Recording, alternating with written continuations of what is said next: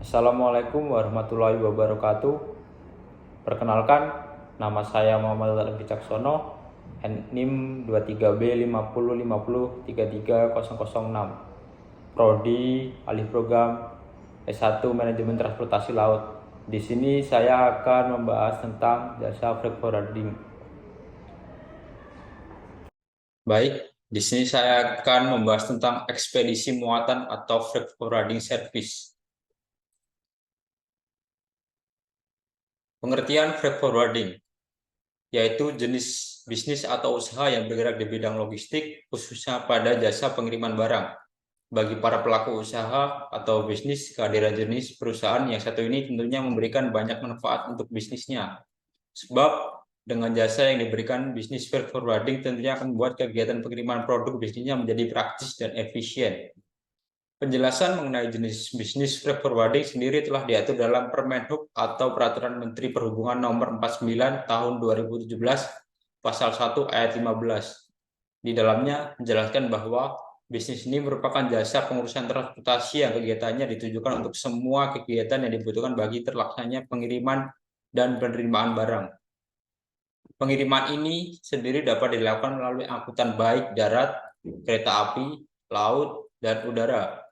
Perusahaan yang menyediakan jasa freight forwarding ini selanjutnya disebut dengan forwarder. Kegiatan freight forwarding umumnya dapat menjalankan kegiatan operasionalnya secara mandiri. Meski begitu, tetap ada juga beberapa forwarder yang harus melakukan kerjasama dengan pihak ketiga agar sarana dan prasarananya yang diperlukan dapat dilengkapi. Fokus perusahaan ini sendiri tidak hanya pada kegiatan pengiriman dan penerimaan barang, namun juga mencakup 21 jenis kegiatan di bidang logistik. Adapun berbagai kegiatan yang dijalankan perusahaan jasa atau yang satu ini yaitu yang pertama penyimpanan barang atau produk, yang kedua sorting, yang ketiga packing, yang keempat penerbitan dokumen, dan yang terakhir adalah klaim.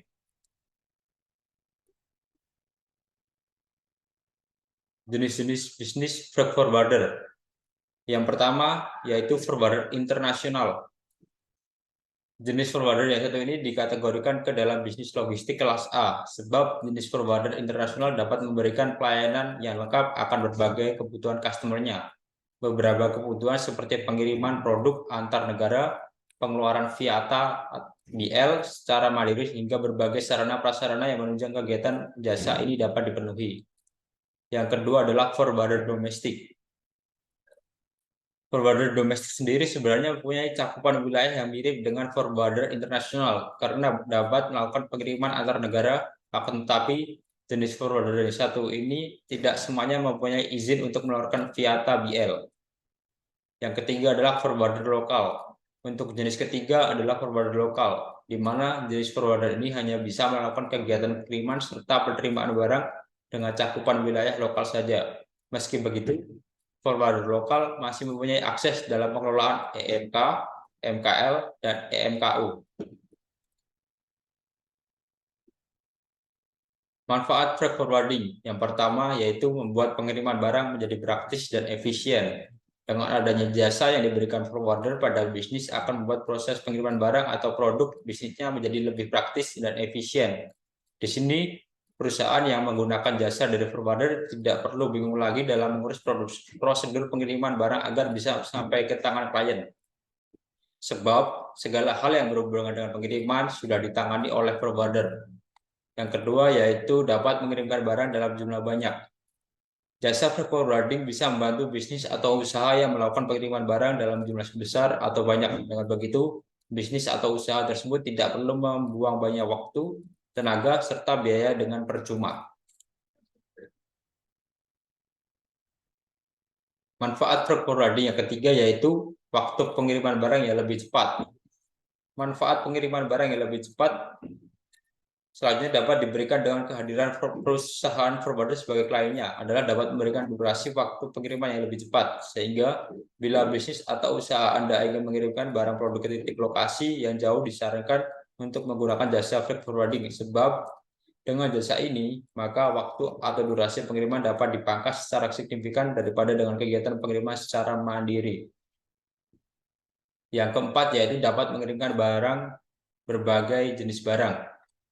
Forwarder sendiri memberikan jasa pengiriman untuk berbagai jenis barang, mulai dari bahan makanan hingga dengan bahan baku produksi perusahaan manufaktur. Tentunya, cakupan jasa pengiriman perusahaan yang satu ini lebih luas dibandingkan perusahaan jasa pengiriman biasa.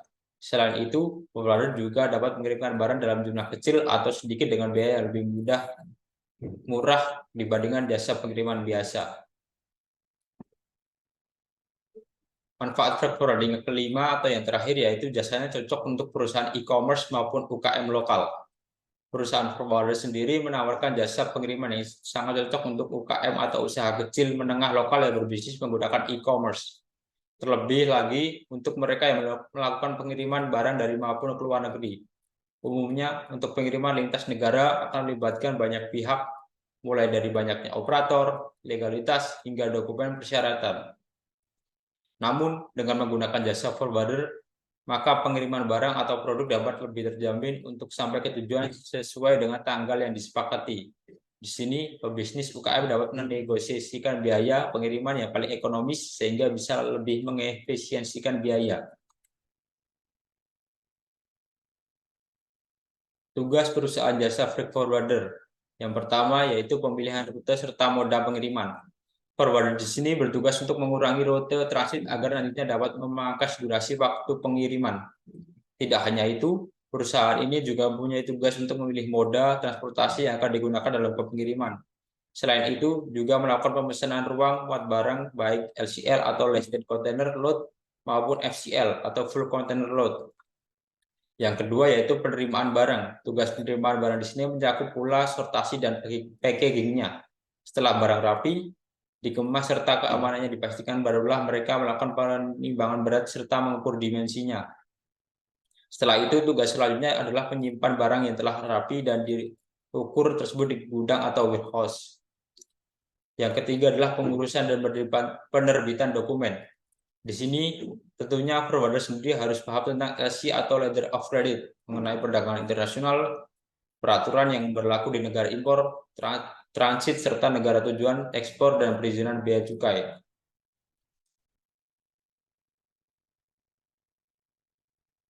Tugas lainnya dari 3 tugas pokok yang telah disebutkan di atas, perusahaan jasa freight forwarding juga mempunyai berbagai tugas lainnya seperti yang pertama yaitu pengurusan dan pengajuan klaim kepada pihak asuransi apabila terjadi kerusakan maupun kehilangan barang.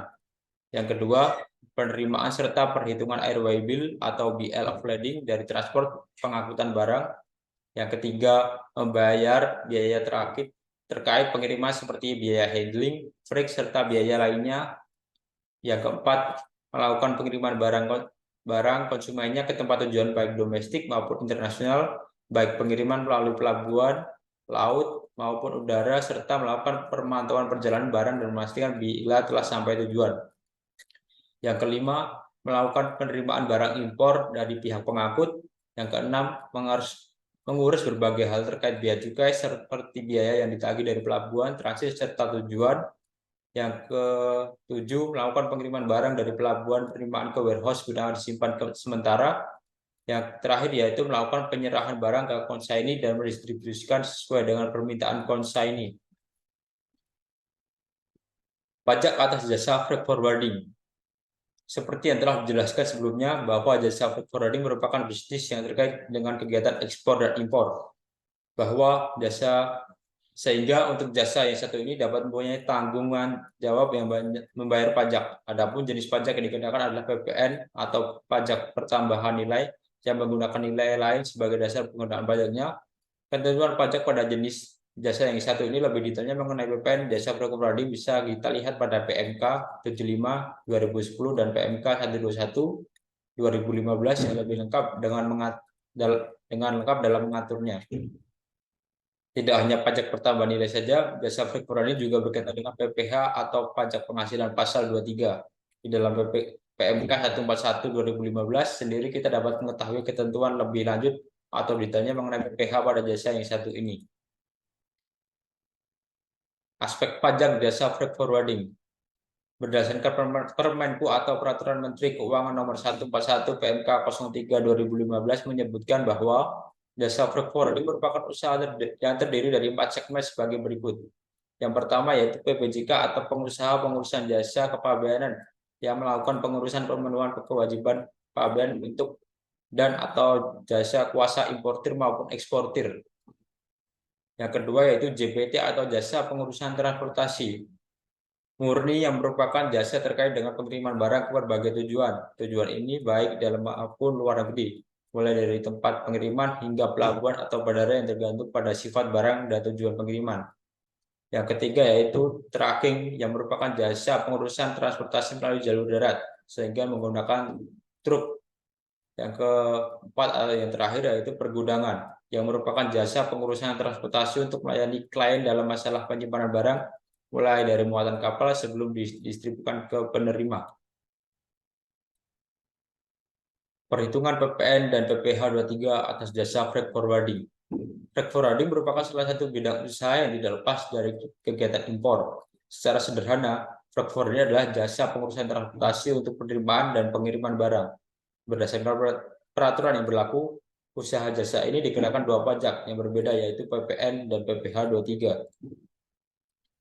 PPN atas jasa pengurusan transportasi. PPN atau pajak pertambahan nilai. Tarif efektif PPN pajak pertambahan nilai pada forwarder adalah sebesar 1%, di mana PPN tersebut diberlakukan dengan memakai nilai lain. Maksudnya adalah forwarder diwajibkan membayar pajak PPN 1% dari total tagihan kepada kliennya atau shipper atau consignee. Rincian pajak pertambahan nilai yang dikenakan kepada forwarder lebih rincinya dijelaskan dalam Permenko atau Peraturan Menteri Keuangan Nomor 11 PMK 03 2015. PPh 23 jasa freight forwarding. Usaha jasa freight forwarding turut dikenakan PPh pasal 23 sesuai dengan isi PMK nomor 141 PMK 03 2015. Jika mengacu pada Undang-Undang Pajak Penghasilan, jasa freight forwarding ini dikenakan tarif PPh 23 sebesar 2%. Sebelum membahas perhitungan, terlebih dahulu mengetahui pilihan metode pembayaran atau penggunaan jasa ini. Di antaranya yang pertama yaitu metode reimbursement. Jika memilih metode reimbursement, pemilih jasa dapat menyediakan invoice dan bukti pembayaran yang telah dibayarkan pada pihak ketiga. Maka kedua dokumen tersebut bukan bagian dari jasa freight forwarding, sehingga bukan menjadi objek pajak PPh 23. Jadi pengguna jasa pengurusan transportasi harus membayarnya sebagai pembayaran reimbursement. Yang kedua yaitu metode reinvoicing. Jika menggunakan metode reinvoicing, pengguna jasa akan memotong atau memungut PPh 23 dari total tagihan. Namun, besaran PPh 23 dan PPN harus sama. Selain itu, pajak masukan yang berhubungan dengan penyerahan jasa oleh pemilik usaha ini tidak dapat dikreditkan. Jasa pengurusan transportasi wajib e-Bupot. Karena jasa freight forwarding merupakan usaha yang harus membayar dan melapor PPh 23, maka tidak luput dari kewajiban membayar bukti potong secara elektronik per 1 Agustus 2020 seperti yang telah diajukan oleh Direktorat Jenderal Pajak beberapa waktu lalu.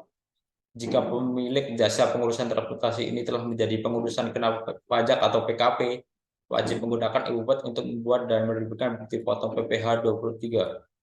Sebagai penyedia aplikasi perpajakan atau BCAP, mitra resmi DJP, Organ pajak memiliki layanan e-Bupot unifikasi yang dimudahkan PKP bidang usaha ataupun membuat dan menerbitkan bukti potong elektronik PPh 23.